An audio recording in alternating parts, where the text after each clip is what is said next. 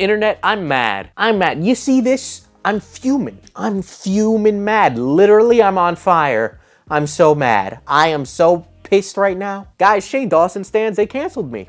I didn't think that they would come. But you know what? I think I've been canceled now by about every single online community. No, I'm joking actually a little bit. There's a couple of Shane Dawson. We'll get into that. But actually, most of the comments on this video were pretty even-keeled. But if you're interested in the video I'm talking about, you can go click the card. But don't worry, you don't need to watch it. I basically said Shane Dawson's documentaries are a little stinky, and most people agreed with me. Now, as you can see, we have the blue light on today. The blue light means that this is a comedy video. So don't worry, I'm gonna make you laugh, because I know I'm not making myself laugh. But as an expert in stands and an expert in other things that I'm just gonna call myself an expert in now, you know, stands make usually the same couple of arguments, and I found these arguments in this Shane Dawson video. And I thought these stands were just the most incredibly funny, just stereotypical stands ever. And I said, hey, why not? Why not make another video on Shane Dawson? Last one got a lot of views. Hey, FPS Diesel likes views, even though nobody's making money right now because there's an advertising drought on YouTube. Guess what, guys? Turns out people don't buy things in a recession. But you're all here to see some 12-year-old call me the N-word, so let's get on to that. I think Shane is doing great, shrugging emojis. Love his videos, and he loves making that content. Now, I don't know if he loves making that content. Personally, filmmaker to filmmaker, I think Shane wants to be recognized by mainstream Hollywood. A lot of people go to Hollywood in order to get recognized by it. There's nothing wrong with that in my opinion. But as a filmmaker, you also want to have stories to tell, and you gotta want to do it even if nobody's gonna watch your stupid movie. Let him live without putting him down, no? And that's the crux of their argument. He's not doing anything bad. Why are you making a video on him? No. You think he's not doing anything bad. Big difference. Now, I know I have the biggest brain this side of Mississippi, but I see this argument all the time, especially from stands, right? He's not hurting anybody, let him live, blah, blah, blah. Why are you making this video on him? He's not doing anything wrong. Even though in my entire video, I pointed out exactly what he was doing wrong and what I thought he should change. I was very constructive about it, by the way. You know, I could have taken some low blows at Shane there, but you know, I'm an adult and I'll let the comments say all the mean things about what Shane's wearing, because I don't need to do that because, you know, I'm sitting here wearing a snapback and, yeah, I don't think I need to say anything else. I look like I work at Zoomies. Now, since YouTube comments are YouTube comments, I can't confirm anything here. But this is it's a more positive comment, and the comments like these actually kind of represent what's happened on this video, where most people are like, you're right, it could help him if he had more, you know, evocative and emotive camera angles. It could help him if he had some outside influence from a producer or somebody else to edit his videos aside from himself, you know, and things like that. So they're very, you know, tame things, but I just wanted to read one so that way we all got a kind of like a little feel for this, right? This is the opposite of a Shane Dawson stan. Finally, someone is 100% honest about Shane. I don't know why so many people were happy about me doing this. Apparently, Shane Dawson ruined my career. Now, I'll tell you one thing. I'm not Bobby Burns. So, you know, I'm not going to make fun of him. All I have to do is say I'm not him.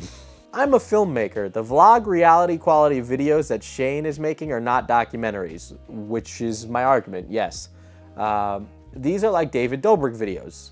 Yes, I'd agree. I'd say they fit somewhere in between, kind of like a Dobrik style vlog and a Neistat style vlog. You get some of the nice editing that Casey Neistat is, you know, famous for, but you also get a lot of the high energy melodrama that comes with the David Dobrik vlog, right? And also, by the way, guys, I love digital media, stuff like this YouTube channel. I think it's the future. So, you know, if I start talking academic-like about vlogs and shit, it's because I think they're just as valid a creative output as like TV or film. To be honest, Shane lost it. He's desperate for attention and is kind of paranoid. Don't know what that means, though I have heard Shane tweeting some weird stuff over on his Twitter, which we'll get to at the end of this. I'm sure everybody wants my take on the fact that Shane Dawson is making a horror movie. And you bet I am so excited to give my take. He says that he feels like he has the coronavirus. Trust me, If you think you have the coronavirus, you'll know. I was sick for over a month. I had symptoms for over a month. It was horrendous. I think a lot of people are conflating their allergies or another cold with having it. But I can tell you right now, being somebody who lives in New York, I'd really like for this horror movie to end. He says that I saw a ghost and shit like that. I mean, come on. He's just a wannabe Hollywood American popcorn filmmaker. In my opinion, he is overrated. Yeah, I see a lot of influencers go to California with not wanting to do or make anything or having a passion for acting, but because they have a passion for wanting to be famous. I don't think that's why you should go there. I think, for example, me as a filmmaker would like to go there to finally make a movie because I have stories I want to tell, not because I want to cross that off my famous person bucket list. Now, we'll get into my personal history with film and all that in a little bit, but this is a great comment because this one's a fucking essay. There's one paragraph, 2, 3, 4. We got a 4-paragraph essay from a Shane Dawson stan. So let's see if they can convince me. You may not like him. That's okay. Good. I'm glad we agree. You're allowed to like him. I don't think there's a problem with that. But he never said he was a documentary filmmaker. No, you don't need to be someone who does documentaries only to be a documentary filmmaker. There's plenty of filmmakers that can do more than one genre. In fact, I think it's a lot better when you're able to do more than one genre. It shows range. You'll get more jobs that way anyway. He is an online personality. So am I. I mean, we got a lot in common. He's a man, I'm a man. He wears shirts, I wear shirts. Both of our chests are hairy. A very popular one. Oh, yeah, here we go. I know where we're going with this. His series get tens of millions of views. He's also evolved a lot over the years. Yeah, I think he's evolved a lot too. Quite personally, I miss the days when we could have awfully edgy jokes. And I know that might be contrary to what a lot of people feel, and they're glad that Shane has, turned away from characters like Shanae. But honestly, those videos have aged so poorly, it's hilarious. Kind of has this kind of like irony, like, oh man, can't believe we did that kind of humor. But he has evolved, I will say that. His content has changed significantly, and I do think he's improved in certain areas. I think in terms of editing, he's improved, right? There's a lot of very good cuts in those documentaries, right? There's a lot of really just good trailers for those documentaries, but the issue is that the trailers don't meet expectations in the actual content. There's a lot more filler than there is good.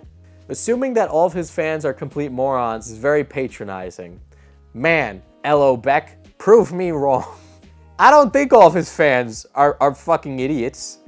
Most of the people in my comments were like, I like his content, but I don't disagree with you. Almost like they're not stupid. But you, on the other hand, you have the smoothest brain. Your brain looks like a fucking watermelon. It's just round. You could have made all your points without making fun of millions of people. Well, as I see here, you're new to FPS Diesel, and I like making fun of millions of people because we should all learn to laugh at ourselves a little bit. I mean, when was the last time you went to the supermarket and saw somebody wearing a gas mask? Yeah, those people are dumb. They deserve to be made fun of. Sorry, there's a lot of noxious fumes coming from this comment. Maybe I should start wearing a gas mask. The fact that you're offended over the fact that I made fun of Shane Dawson's massive audience just kind of proves my point, because someone who is intelligent probably wouldn't have been bothered by my comment. That is why I can't take you seriously. You can't take me seriously because I made a joke about his subscribers? What? Like I give a shit about your opinion, lady. What the fuck? A lot of the stuff you're referring to are things that are not a part of his series or main channel. Like camera angles? What? What do you mean? We learned this in like first year film classes. It literally is the core basis of making a movie. Like Kappa just talked about it in his video with Jake Paul. I'll give a card to that one too. I don't know if I can give cards to other people's videos, but he was literally talking about why things like the Kuleshov effect are important. And you would learn that in film school, which helps you make better videos. It just does. A lot of the stuff you are referring to are things that are not a part of his series or main channel. You even referred to stuff on his fiance's channel, which is a blog channel. I included one clip of Rylan to make my point about flex content being cringy. Barely an argument, but okay. You can spout everything you learned in media studies class that you did in college, but have you ever done anything that a lot of people liked? Honey, I don't make films for people to like them, right? If I was concerned with the amount of views the movies I make get, I wouldn't be making movies. You talk the talk, but where's your success? Again, I don't think the worth of a filmmaker is how many seats they put in a box office, right? Think about how many people saw a movie like, how many people went to see The Lighthouse versus Avengers? I think they do completely different things. It's like comparing apples to oranges, but gauging a movie on its worth based on how many seats sat in the theater is stupid. It's a really dumb thing to do, right? I think The Lighthouse had more to say than Avengers. I'm talking about Joss Whedon Avengers, not Endgame and Infinity War. But it doesn't mean like one says more about things than the other. What does the Avengers tell us as a culture, as a people? What makes you so awesome? What's wrong with doing something different? Old school media is dying. It seems like you're still holding on to that and they're just bitter. I don't even work in old school media. I don't want to work in old school media. I'm in a position right now where in a couple, not even a year or two, I have to get a job or YouTube has to become my job, right? And since I'm in New York, we got a lot of late night shows. We got a lot of news here. We got a lot of that very professional, stuffy suit and tie media over here, right? And I could get a job in that. I got connections to get a job in that, right? But I don't want to do that. I'm not old school media. I've never have been. Like I said earlier, I really do think digital media is the way of the future. And I think we've really not tapped into the potential of this medium. I think, you know, kind of like alternate reality media in this field has way more to go. And I'd love to see more of it done from higher productions. We've got a lot of budget stuff, a lot of budget horror stuff, but I want to see that expanded on. I really want to explore those ideas, and I can't do that now, but I'm working on learning the skills to do it. And also, there's a difference between doing something different and just, you know, breaking the 180-degree rule, you know, or some other simple film technique. And these rules are meant to be broken. You can break them for creative sakes. But you know, you also risk the chance of disorienting the audience or doing something unintentional. Your followers can spout off and agree with you, pad your ego, but you're just being an asshole, unsubscribed. I don't think you were subscribed to begin with, because if you've watched this channel, you would have known that everything you just said was really fucking gonna have to bleep that out. Also, you know, I really don't like it when comments just, you know, pad my ego. I think that's how you end up with a lot of people that have big egos. I'd like to think that I don't, and I come off on this like I do. Usually the people who, for example, go to my Patreon and listen to the content I put out on there have a much better sense of what I'm actually like in real life. But you know, I'm just putting on a brash attitude for this video. You know, it's just part of the act. Gotta get views. All right, Ella. I called you Karen, but bye. I think I'll live without you. Oh, this one was funny because the English in this was broken as hell. To me, you should hella salty, and you know, talking about Shane will get you views. I don't even know what that means. I love these, oh, you're a clout chaser arguments. That's what both of these are. They're clout chaser arguments. They're saying, you're doing this for the views. You're just trying to get people to, you know, jack off your ego kind of thing. You know how many times you get comments like these on any video? You could be talking about how much you love dogs for literally 10 minutes. And somebody would be like, fuck you, I like cats. You're just making a video being a dog propagandist. Oh. And also, I got one of I got the reply caught in this, so we're gonna read it. Less than 45K views on a video that went against popular opinion towards a very popular creator. Right now, yeah, he totally did this for fanfare, and is just bathing in those sweet, sweet money bags right now. Wish I was. You know, Adarev would be really good this time of year, and this 45K video would have covered a pretty decent chunk of money I needed to put back into the channel. But unfortunately, you know, there's a bit of a pandemic going on right now. Oh my God. This one's a funny one. I like this one. You know what's cool? Shane Dawson doesn't make videos for a single person, being you. Yeah, I know. I know. It's just my opinion, man. Being you. There are millions of people who enjoy it. Just because you don't doesn't mean you have to monetize your pointless, air quotes, professional opinion. Why didn't you go back to wasting time trying to box Onision? Okay, guys, really? Look, I gotta be honest with you. There are people more professional than me that could give their opinion. I'd love to hear what Peter McKinnon would have to say, but you know, he's Canadian, he's too nice. And Casey Neistat has better things to do. You know, there are better digital filmmakers who could give their opinion, but they're not. So I'm giving mine, because that's what I do on my channel, giving my opinion. And first of all, Onision was last year's meme. This meme is now Perez Hilton, Shane Dawson, and I guess Social Suppository still. Oh, this one, some of these are like barely arguments. It's like people think I'm offended by this. I'm not. And I know I said, oh, you know, when people say they're not offended, they're actually a little offended. But like, I'm not gonna turn off this camera and go, ugh. Dominic Lucido, you know, said Lamau with your thumbnail, question mark.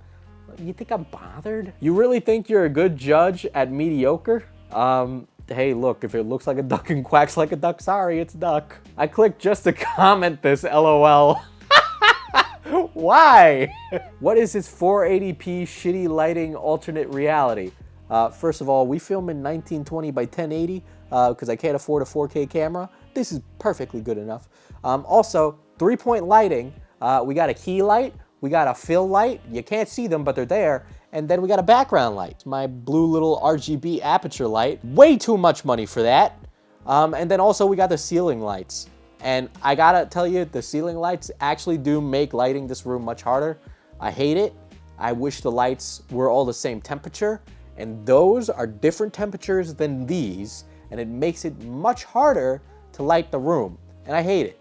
It really annoys the shit out of me. I try to color correct the shadows out a little bit, but then you lose a lot of details, so I just don't color correct it anymore. It's a damn shame, but that's why the lighting is the way it is. I know I'm really getting into the weeds about how a video gets made in this corner of my room, but that's about it. This person just said, you irritate the shit out of me. I said, I have that effect on people. What can I say? I do.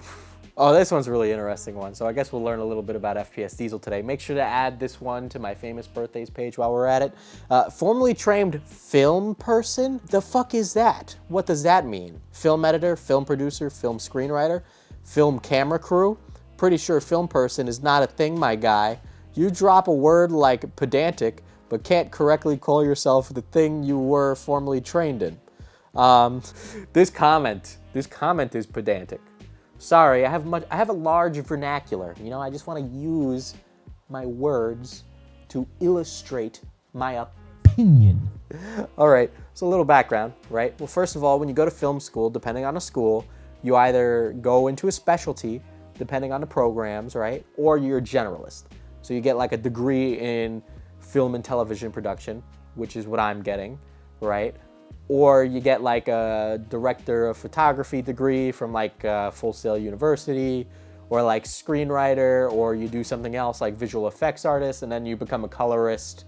That's somebody who color grades movies for a living.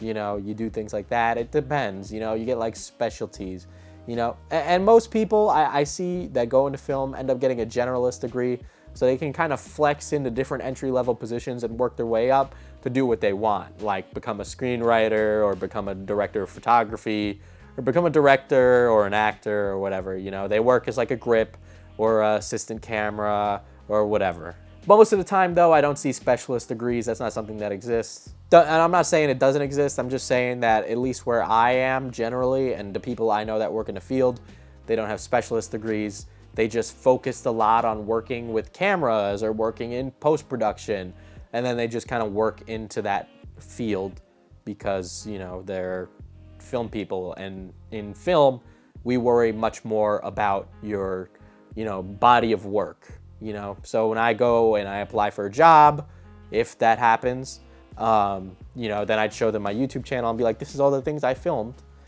And then, you know, it helps depending on what the job is. You know, you want to build it for whatever job you're getting into. Wow, I'm giving this person way too much credit. right? So when I say formally trained film person, I'm being, I'm speaking like a normal person, and I'm not saying I have a degree in film and television production, because doesn't that just make me sound like such a huge asshole? So yeah, that's what my degree is, and what I'll be finishing this upcoming year. Hopefully I can go back and not have to be at home all the time. And before that, I would like to say that I had a focus in game production, actually, before I went to film school.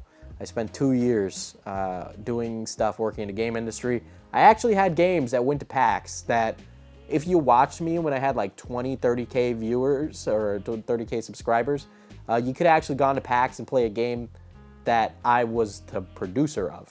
You'll never see those games.